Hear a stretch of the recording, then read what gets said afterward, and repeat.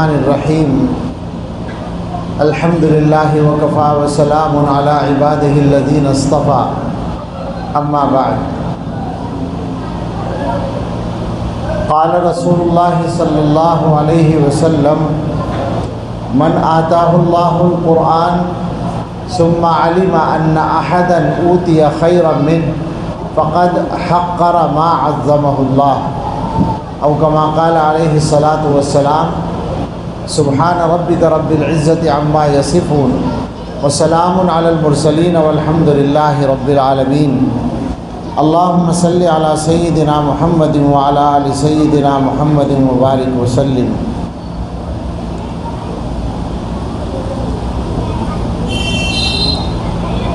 وہ نبیوں میں رحمت لقب پانے والا، مرادیں غریبوں کی بر لانے والا، مصیبت میں غیروں کے کام آنے والا، وہ اپنے پرائے کا غم کھانے والا، فقیروں کا ملجا، ضعیفوں کا ماوا، یتیموں کا والی، غلاموں کا مولا، خطا کار سے درگزر کرنے والا، بداندیش کے دل میں گھر کرنے والا، مفاسد کو زیر و زبر کرنے والا، قبائل کو شیر و شکر کرنے والا، اتر کر حرا سے سوئے قوم آیا اور ایک نسخہ کیمیا ساتھ لایا۔ اس نسخہ کیمیا کا نام ہے قرآن کریم۔ قرآن کریم کے سلسلے میں مسلمانوں پر پہلا حق تو یہ بنتا ہے اللہ تعالیٰ کی طرف سے کہ وہ اس پر ایمان رکھیں اور عمل کریں۔ یہ تو ظاہر ہے، اصل مقصد ہے، لیکن اس کے ساتھ ساتھ اللہ نے اور اللہ کے رسول صلی اللہ تعالیٰ علیہ وسلم نے جو بات بہت صفائی کے ساتھ مسلمانوں پر لازم کی ہے وہ قرآن کی عظمت ہے۔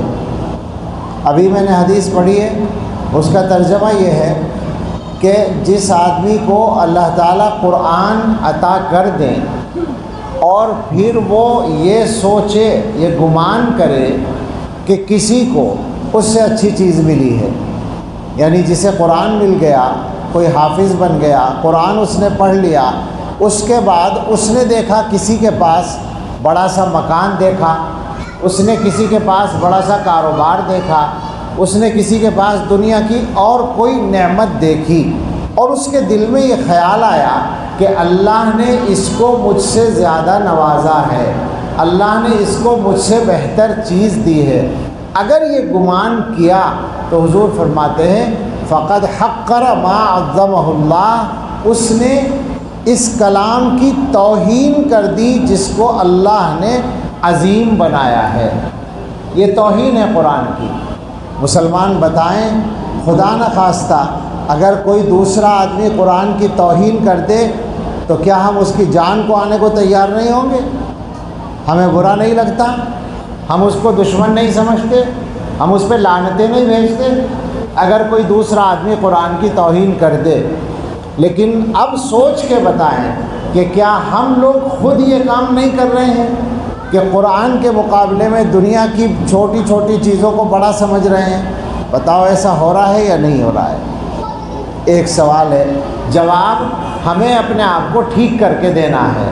اللہ کی ہر نعمت بہت بڑی ہے، اللہ کی نعمتوں کو چھوٹا کہنا مقصد نہیں ہے۔ اللہ کی نعمتوں میں تو ایک منہ میں بننے والا لعاب بھی بہت بڑی نعمت ہے جو کسی قیمت خریدا نہیں جا سکتا، مگر قرآن کی عظمت دل میں وہ چاہیے جو کسی چیز کی نہ ہو۔ یہ حدیث میں ہمیں بتایا جا رہا ہے اور ہم قرآن کی توہین کو برداشت نہیں کرتے۔ حضور نے جو لفظ بولا ہے اس کا ترجمہ توہین ہی ہے کہ جس نے یہ سمجھا کہ کسی کو اس سے بہتر چیز ملی ہے، اس نے قرآن کی توہین کر دی، اسے حقیر سمجھا۔ اب آپ آگے چلیں، ہمیں بتائیں کہ اگر کوئی مسلمان اپنے بچے کو قرآن پڑھانے کی کوشش نہ کرے، روزی روٹی کے لیے 3 سال کی عمر سے بچے کو اسکول میں جھونک دے اور 20 اور 25 سال کی عمر تک وہیں پڑھاتا رہے اور اس کا بچہ گریجویٹ بننے کے بعد ڈگری لے کر نکل جائے اور قرآن نہ پڑھے، تو یہ قرآن کی توہین ہوئی یا نہیں؟ یہ توہین کرنے والے مسلمان جواب دیں کہ وہ کیا کر رہے ہیں۔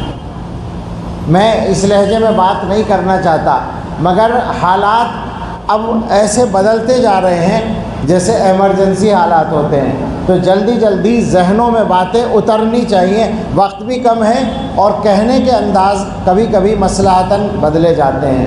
میرا سوال ہے ان سارے مسلمانوں سے جو اپنے بچوں کی روزی روٹی کے لیے بچوں کی عمر کے 20 سال خرچ کرتے ہیں، وہ اللہ کے کلام کو پڑھانے کے لیے 2 سال لگانے کو تیار نہیں ہیں، تو کیا وہ توہین نہیں کر رہے اللہ کے کلام کی؟ اگلا سوال ہے، میں سوال ہی کر لوں آپ سے، جواب دیتے رہیے گا، میں پھر آؤں گا انشاءاللہ جواب معلوم کر لوں گا، مجھے دینے کی ضرورت نہیں، اپنے آپ کو دینا پڑے گا یہ جواب، اپنے ضمیر کو دینا پڑے گا، اپنے خدا کو دینا پڑے گا۔ کوئی مسلمان یہ دیکھ رہا ہے کہ یہ آدمی قرآن کا عالم ہے، اس قرآن کے عالم کی وہ عزت نہیں کرتا، اس کے برابر میں ایک مالدار بیٹھا ہے، اس کی وہ زیادہ عزت کرتا ہے، مجھے بتائیے قرآن کی توہین ہوئی یا نہیں ہوئی؟ بالکل صاف سوال ہے، اور مجھے یہ بتائیے کہ ہمارے ماحول میں یہ ہو رہا ہے یا نہیں ہو رہا ہے؟ عزت کا معیار کیا ہے؟ امام کو، مدرسے کے مدرس کو، مدرسے کے فارغ کو کیا سمجھتے ہیں آپ؟ 2 کوڑی کا بھی نہیں سمجھتے؟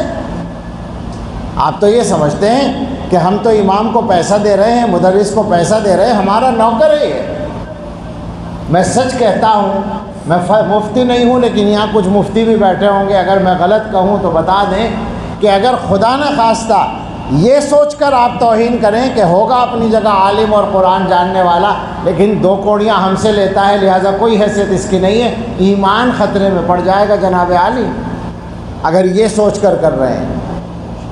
مگر یہ ہو رہا ہے یا نہیں مجھے بتائیں؟ عظمت کس بات کی ہے؟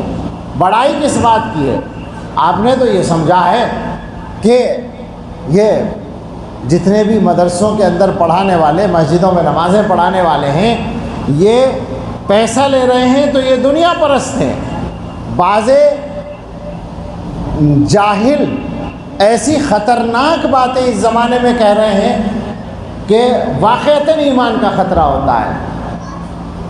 مدرسوں میں پڑھانے کی تنخواہ لینا، امامت کی تنخواہ لینا جائز ہے یا نہیں؟ یہ بات جماعت میں جانے والا ان پڑھ آدمی طے نہیں کرے گا، یاد رکھیں اچھی طرح سے۔ یہ مسئلہ مدرسے سے یوں ہی سرسری طور پر پڑھ کے نکل جانے والا مولوی بھی نہیں طے کرے گا، یہ مسئلہ آج کا عام مفتی بھی طے نہیں کرے گا، یہ مسئلہ طے کر چکے ہیں امت کے وہ بڑے جو قرآن و حدیث کے سمندر کو کھنگالے ہوئے تھے، وہ طے کر کے گئے ہیں کہ جائز ہے لینا تنخواہ۔ تو ہم میں سے کس کو حق ہوتا ہے یہ کہنے کا کہ تنخواہ لینے کی اجازت نہیں ہے اور تنخواہ لینے والے دنیا پرست ہیں یا تنخواہ لینے والے حرام کار ہیں؟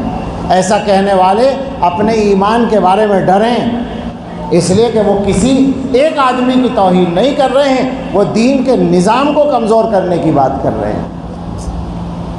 اللہ کے رسول صلی اللہ تعالیٰ علیہ وسلم نے دینی کاموں پر اجرت دی ہے اپنے ہاتھ سے، اور آپ کے صحابہ نے دی ہے۔ کون ہوتا ہے کوئی بات کرنے والا؟ وہ چاہے دنیا میں کتنا ہی بڑا آدمی مانا جاتا ہو، کیا مطلب ہے کسی کو حق ہے اس بات کا؟ مگر عام آدمی کا تو حال یہی بنا ہوا ہے نا کہ کوئی اس زمانے میں کچھ بھی بک دے۔ اگر کوئی بڑے سے بڑا قابل آدمی ڈاکٹر کی جگہ اپنے آپ دوا بتانے لگے تو آپ کہیں گے کہ تم ڈاکٹر نہیں ہو، لیکن مسئلہ بتانے لگے تو بڑے سے بڑے جاہل کا مسئلہ بھی آپ ماننے کے لیے تیار ہو جاتے ہیں۔ کوئی بولنے والا ہونا چاہیے بس آپ کے سامنے۔ خطرناک بات ہے، میں یہی کہنا چاہتا ہوں، یہ بھی قرآن کی توہین ہے، یہ بھی دین کی توہین ہے۔ آپ نے سمجھا کیا ہے؟ یہ جو بیٹھے ہیں ان میں سے، یہ جو مدرسوں میں پڑھانے والے ہیں، یہ جو مسجدوں میں امامت کرنے والے ہیں، اگر یہ آپ کی امامت چھوڑ دیں، آپ کے مکتبوں اور مدرسوں میں پڑھانا چھوڑ دیں، اور دکانیں کھول کر بیٹھ جائیں تو کیا ان کے ہاتھ پیر ٹوٹے ہوئے ہیں کہ یہ آپ سے زیادہ نہ کما لیں؟ بتائیں مجھے یہ بات. آپ دکان پر بیٹھ کر اگر کما سکتے ہیں تو کیا ہم نہیں کما سکتے؟ ہمارے پاس عقل نہیں ہے کمانے کی؟ یہ ذرا سوچا کریں باتوں کو. مسجد کا امام امامت نہ کرے، دکان لے کر بیٹھ جائے تو اس کی دکان پہ کیا گاہک نہیں آئیں گے؟ کیا اسے بیچنے کا ڈھنگ نہیں آتا؟ مدرسے کا پڑھانے والا مدرسہ پڑھانا چھوڑ دے. ہم بہت چھوٹے آدمی ہیں، ہمیں بہت بڑی باتیں کہنے کی ہمت نہیں ہے، مگر ہم اپنے بڑوں کے نقش قدم پر کہتے ہیں. حکیم الامت نے کہا تھا، حضرت تھانوی رحمۃ اللہ علیہ نے 100 برس سے زیادہ ہو گئے میرٹھ کے جلسے میں کہا تھا کہ تم اگر یہ بوجھ سمجھتے ہو کہ مدرسوں کو مسجدوں کو چندہ دینا پڑتا ہے، یہ ہمارے اوپر بوجھ ہے، تو ٹھیک ہے، دینا چھوڑ دو، ہماری تنخواہیں بند کر دو. ہم میں سے کوئی آٹے کی دکان کھول لے گا، کوئی چاول کی دکان کھول لے گا، کوئی اور تجارت شروع کر دے گا، ہماری روزی روٹی کا مسئلہ حل ہو جائے گا. لیکن 50 سال کے بعد تمہارے بچے یہودی ہوں گے، ہندو ہوں گے، عیسائی ہوں گے. یہ حکیم الامت نے کہا تھا. اور آج ان کے غلام یوں کہتے ہیں کہ 50 سال کا مسئلہ نہیں ہے، اگلے ہی سال ہو جائیں گے. یہ سنبھالے بیٹھے ہیں ہمارے ایمانوں کو.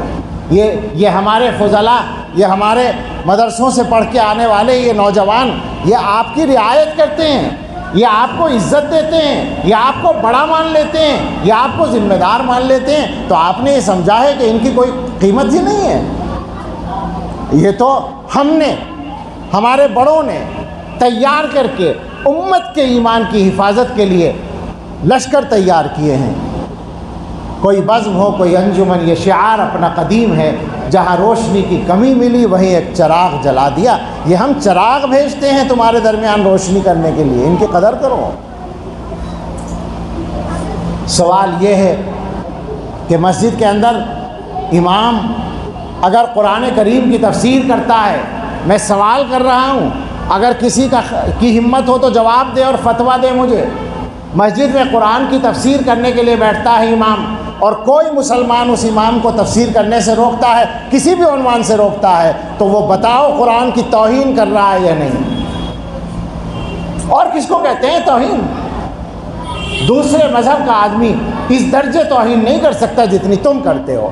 مسلمانوں کو میں کہتا ہوں، میں اس مسجد والوں سے بات نہیں کر رہا ہوں، تمام مسلمان سامنے ہیں، ان سے میں کہہ رہا ہوں یہ بات. کیا مسجدوں میں یہ ہو نہیں رہا ہے؟ میں علماء سے کہتا ہوں، ہر مسجد میں اللہ کے کلام کی تفسیر بیان کرو، اس امت کے ایمان کو سنبھالو، اللہ کا پیغام پہنچا کرو. قرآن کی کیا یہ ہوتا نہیں ہے کہ مسجد میں امام صاحب قرآن کی تفسیر کرنا چاہتے ہیں اور ان کو روک دیا جاتا ہے کہ یہاں قرآن کی تفسیر نہیں ہوگی؟ ایسا کہنے والے اپنے ایمان کی خیر منائیں. خطرناک بات ہے. کیا یہ قرآن کی توہین نہیں ہے؟ سب توبہ کر لیں.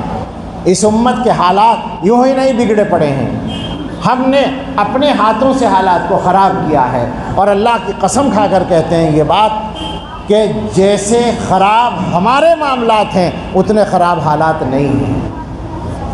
اللہ نے کرم کر رکھا ہے، اللہ نے رحمت فرما رکھی ہے. اللہ تعالیٰ نے حضرت محمد صلی اللہ تعالیٰ علیہ وسلم کی برکت سے ہمیں عذابوں سے بچا رکھا ہے، ورنہ ہم نے عذابوں کو دعوت دینے میں کوئی کسر نہیں چھوڑ رکھی ہے. میں سمجھتا ہوں کہ شاید سالوں کے بعد میں نے کسی مجمع میں اس لہجے میں بات کی ہوگی. میں نے چھوڑ دیا ہے اس انداز سے بات کرنا، لیکن شاید کبھی ضرورت بھی ہوتی ہے. یہ پیغام پہنچانا ضروری ہے. حالات بہت خرابی کی طرف جا رہے ہیں، ایمان خطرے میں پڑے ہوئے ہیں، اور ہماری غفلت ٹوٹنے کا نام نہیں لیتی. بچوں کی بات ابھی مولانا توحید صاحب بیان میں کر رہے تھے، بچوں کی تربیت وغیرہ کے بارے میں. آپ ذرا بتائیں، وہ جو بچے ایمان چھوڑ رہے ہیں، راز تو نہیں ہے کوئی؟ پتہ ہے نا آپ کو کہ بچوں کے ایمان جا رہے ہیں؟ کوئی الزام تو نہیں لگا رہے ہم کسی پر؟ ہمارے پاس تفصیلی خبریں موجود ہیں، دلی کی موجود ہیں. یہاں پرانی دلی کے بہت سارے میرے احباب آئے ہیں، ان سے پوچھ لو ان کے پرانی دلی کے علاقوں میں کتنی لڑکیاں غیروں کے یہاں چلی گئی ہیں. دلی کی سرحد سے قدم نکالو، میوات کے علاقے کی طرف چلو، گڑگاؤں میں جاؤ، ہزاروں ہزار، ایک ایک سال میں ہزار ہزار لڑکیاں غیروں کے یہاں جا رہی ہیں. اور یو پی والے خیر منائیں، یہ نہ سمجھیں کہ ہمارے یہاں نہیں ہو رہا ہے۔ 15 دن پہلے ایک چھوٹا سا قصبہ ہے 40-50 ہزار کی آبادی کا، وہاں کے لوگوں نے بتایا کہ ہمارے یہاں ایک سال میں 50 لڑکیاں گئی ہیں غیروں کے یہاں۔ کیا ہو رہا ہے آخر یہ؟ آپ سمجھتے ہیں کہ یوں ہی ہو رہا ہے؟ یہ ہماری غفلت کی سزا اللہ کی طرف سے آ رہی ہے۔ جن بچوں کے کانٹا چبھنا ہمیں پسند نہیں ہوتا، وہ بچے ہمیشہ جہنم میں جلنے کے لیے جا رہے ہیں اور ہم خاموشی سے دیکھ رہے ہیں۔ وہ ماں باپ زندہ کیسے رہتے ہیں؟ وہ ماں باپ، ان ماں باپ کو نیند کیسے آتی ہے؟ اور پھر دوسرے ماں باپ ان سے عبرت کیوں نہیں پکڑتے؟ غفلت کا یہ عالم ہے، کچھ پتہ نہیں ہے اولاد کہاں ہے اور کیا کر رہی ہے۔ میں جگہ جگہ پوچھتا پھرتا ہوں، عشاء کے بعد جب کہیں بات ہوتی ہے، آپ سے نہیں پوچھ رہا ہوں، دوسرے موڈ میں بات ہوتی ہے، پوچھتا ہوں لوگوں سے، آپ بیٹھے ہوئے بیان سن رہے ہیں، مسجد میں بیٹھے ہیں، آپ دیندار ہیں، آپ نیک ہیں، مجھے ایک سوال ہے، میرا ایک سوال ہے، مجھے اس سوال کا جواب دیں۔ آپ میں سے جس کے گھر میں بھی 15 سال سے 25 سال تک کا کوئی بیٹا ہے، بالغ لڑکا ہے، شادی نہیں ہوئی ہے، وہ اس وقت، وہ بیٹا اس وقت کہاں ہے اور کیا کر رہا ہے، مجھے باپ بتا سکتے ہیں؟ سوچیں ذرا اس بات کو۔ ٹھیک ہے، باپ مسجد میں بیٹھا ہے، باپ گھر میں بیٹھا ہوا تسبیح پڑھ رہا ہے، مان لیا میں نے، لیکن بیٹا کہاں ہے یہ باپ کو خبر نہیں ہے۔ کس نے بگاڑا ہے؟ آپ نے خود نہیں بگاڑا، اس کی طرف سے آنکھیں بند کر کے اس کو بگاڑا ہے آپ نے۔ وہ گھر سے نکلا ہے تو آپ نے پوچھا نہیں ہے کہ کہاں گیا ہے اور کہاں رہا ہے۔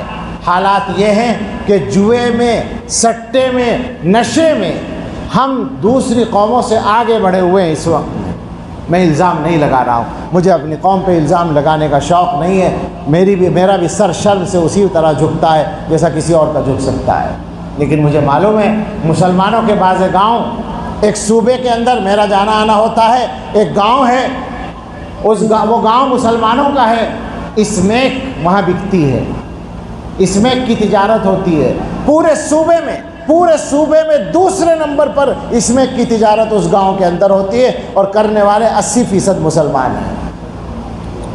یہ حالات ہیں۔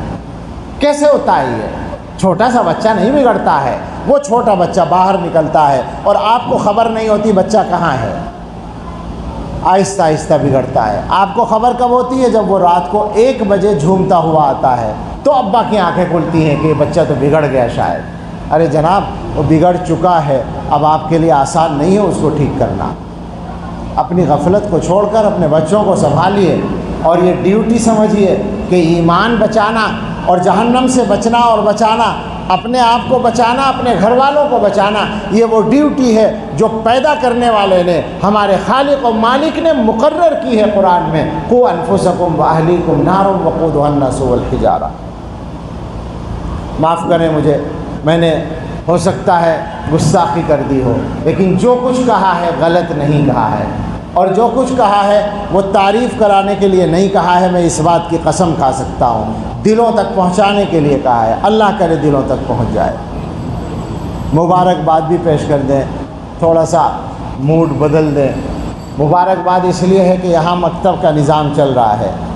آپ کو مکتب کا نظام چلانے کے لیے اور اس کی نگرانی کرنے کے لیے جو آدمی مل گیا ہے نا، وہ آپ کے لیے بہت بڑی نعمت ہے۔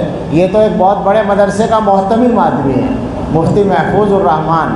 اس مدرسے کی ایک شورا ہے جس کے ممبر یہ بھی ہیں مولانا توحید صاحب اور یہ کفیل صاحب، اور یہ گناہگار بھی اس کا ایک حصہ ہے۔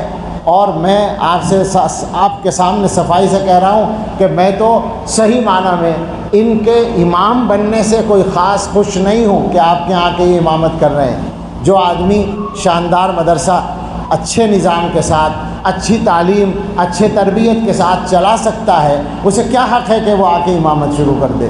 لیکن انہوں نے شروع کر دی ہے، تو اب ظاہر ہے میں نے بھی اس طرح نہیں کہا ہے جس طرح کہنے سے رکتے، تھوڑا سا برداشت کر لیا ہے کچھ دنوں کے لیے، لیکن یہ بات میں آپ کو بتا رہا ہوں کہ یہ ساری عمر کے لیے آپ کے یہاں نہیں ہے۔ آپ ان کی قدر کر لیں اور ان سے جو فائدہ اٹھانا ہو اٹھائیں، اللہ ان کی عمر میں برکت دے، لیکن ان کا اصل جو میدان ہے وہ مدرسہ ہے۔ یہ مدرسہ چلاتے ہیں، اب بھی چلا رہے ہیں، اس کی نگرانی کر رہے ہیں، معیاری تعلیم وہاں ہوتی ہے۔ تو آپ کا مکتب چلانے کے لیے یہ آدمی آپ کو ملا ہے، یہ اللہ کی نعمت ہے۔ مسجدوں میں جگہ جگہ مکتب چل رہے ہیں، ضرورت ہے کہ یہ ایمان کی شمعیں ہر جگہ جلا دی جائیں۔ ہمارے سامنے سب سے بڑا مسئلہ اس وقت ایمان کا ہے۔ میرے بھائیوں، ہر مسلمان کو یہ بات دل پر لکھ لینی چاہیے کہ ایمان ہماری سب سے قیمتی متاع ہے، اللہ کی سب سے بڑی نعمت ہے۔ ایمان کی قیمت پوری دنیا بھی نہیں ہو سکتی، قیمت خود ہر دو عالم گفتئی نرخ بالا کن کے ارزانی ہنوز، تیری قیمت دونوں جہان بھی مل کر نہیں ہو سکتے۔ ایمان چلا جائے اور ساری دنیا کی حکومت مل جائے، نقصان کا سودا ہے۔ ایمان بچ جائے، دنیا میں کچھ نہ بچے، وہ بھی فائدے کا سودا ہے۔ آخرت بچ جائے گی، آخرت بن جائے گی، ہمیشہ کی زندگی اچھی ہو جائے گی۔ کوشش کریں اپنے حالات کو بدلنے کی، گھروں کو ٹھیک کیجئے، گھروں کے اندر نماز کا ماحول قائم کیجئے۔ ساری دنیا کی ذمہ داری نمبر 2 پر آتی ہے اور ہر ایک پر نہیں آتی، صاف سن لو۔ گھر والوں کی ذمہ داری ہر ایک پر آتی ہے۔ قرآن نے جو ذمہ داری لگائی ہے وہ اپنے گھر والوں کی لگائی ہے، ہر آدمی کے ذمے، اور اس کے بعد اگر کسی میں صلاحیت ہے تو وہ آگے کام کر سکتا ہے، کرنا چاہیے۔ میں تبلیغی جماعت کے کام کو منع نہیں کر رہا ہوں، میں یہ کہہ رہا ہوں کہ وہ کام نمبر 2 پر ہے، نمبر 1 پہ اپنے گھر کو ٹھیک کرنا ہے۔ اپنے گھر کو ٹھیک کیے بغیر ادھر ادھر جاؤ گے، نقصان ہو جائے گا۔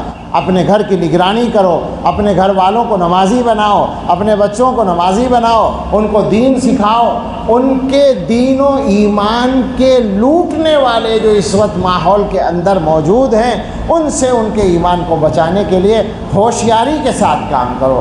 مسلمانوں کے پاس اللہ نے عقل بھی دے رکھی ہے، سب کچھ دے رکھا ہے، لیکن اس کا استعمال کرنے کی آج کل توفیق تھوڑی سی کم ہو رہی ہے۔ اللہ سے مانگو، اللہ سے توفیق مانگو، اللہ پر احسان مت جتاؤ۔ اللہ بے نیاز ہے، اللہ کا دین بے نیاز ہے، اللہ کی کتاب بے نیاز ہے، سب کچھ اللہ سے جس چیز کا تعلق ہے وہ بے نیاز ہے، اور ہم محتاج ہیں۔ اللہ کے سامنے ہم سجدے کرتے ہیں تو اللہ پر احسان نہیں کرتے، اپنا کام ٹھیک کرنے کی کوشش کرتے ہیں، اپنا کام بناتے ہیں۔ یہ ذہن لے کر جائیے۔ اللہ آپ کو اور ہمیں سب کو صحیح سمجھ دے دے، دین کا صحیح علم دے دے، دین کی صحیح فہم دے دے۔ آپس کے جھگڑے ہمارے ختم ہوں۔